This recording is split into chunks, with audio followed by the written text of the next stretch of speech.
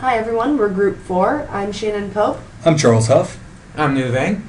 And I'm Jessica Anderson. And these are practical and rational project guidelines.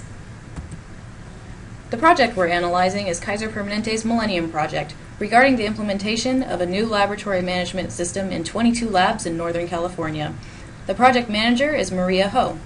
After asking her about the 35 practical and rational points to a good project, this project was optimally implemented except in the following 5 points. Alright, and these 5 points are based on the project dependencies, project experiments, vendor performance, latency, and solution architect, which we will cover throughout the PowerPoint. When asked if all project elements were realistically achievable, the project manager responded that goals for expectations, resources, schedules, budgets, and level of effort were not realistic.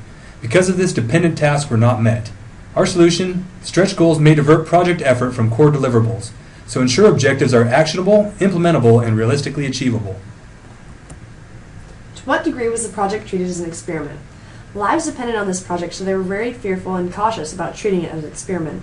What we found was that each of the different 22 projects should be treated as a different experiment to ensure uniqueness and proper feedback. Was latency actively reduced? While Maria said efficiency was always sought after in the Millennium project, the schedule still went 2.5 years over the original estimate. As latency affects all projects, we recommend setting clear expectations and allocating resources to identify and remove latency.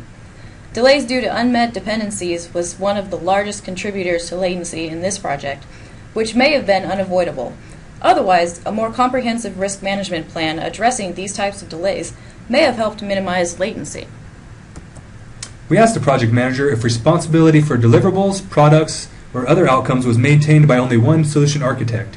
She informed us that many people shared responsibility for decision-making for application software. There were overlaps of responsibilities for the same task being covered by both Kaiser and Cerner. Our solution: all projects are expected to produce deliverables, products, or other outcomes. Ensure the solution architect is the only one responsible for the solution design, not the project manager. Were project plans, estimates, and designs easily adaptable to accommodate unknown variables?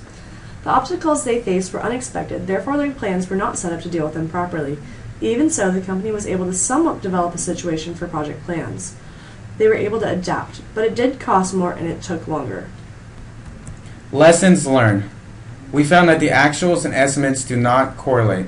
For instance, it took 4 years to complete the project instead of 18 months. Context and situation. There were over 22 different laboratories, therefore each one should have been treated differently.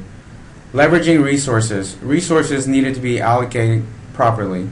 Multiple responsible solution architects. We found that this caused a lot of problems throughout the projects and it needed to be addressed. And lastly, be flexible. The project deliverables throughout the project change. Alright, thank you everyone for listening. Again, we're Group 4 and we'll see you next week.